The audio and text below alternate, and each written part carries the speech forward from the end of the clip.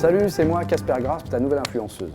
Je te fais une petite vidéo vite fait, sans trop de montage, sans trop d'artifices et d'effets spéciaux super high-tech comme j'ai l'habitude de faire sur mes autres vidéos.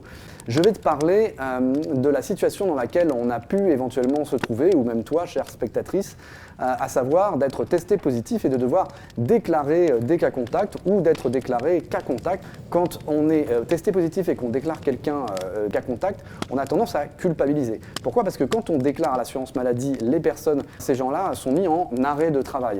D'autre part, quand on est soi-même donc cas contact déclaré par quelqu'un de positif, on en veut un petit peu à la personne en question. Je pense qu'on réagit un petit peu à chaud et qu'on est un peu surpris, que c'est un petit peu déstabilisant. Il faut essayer de voir plus grand que soi, de regarder au-delà de soi, de sa petite personne, parce que le but derrière, c'est pas d'être une balance. Il y en a beaucoup qui s'amusent sur les réseaux sociaux à dire que ce sont des appels à la dénonciation en faisant des parallèles douteux, voire complètement foireux, complètement abjects avec nos heures les plus sombres de notre histoire, n'est-ce pas ? Tout ça, c'est poubelle.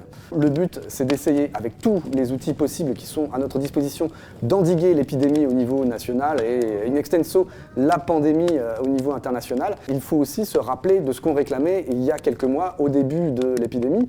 En France, quand on était en plein confinement, il y en a beaucoup qui regardaient jalousement ce qui se passait dans d'autres pays et qui réclamaient plus de traçabilité. Justement, la traçabilité, ça passe par déclarer les cas contacts quand on est soi-même positif. Je voulais juste te dire ça.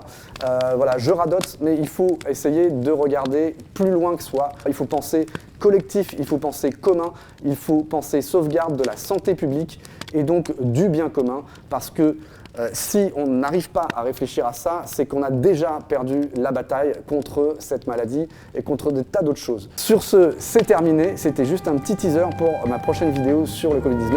Allez, bisous!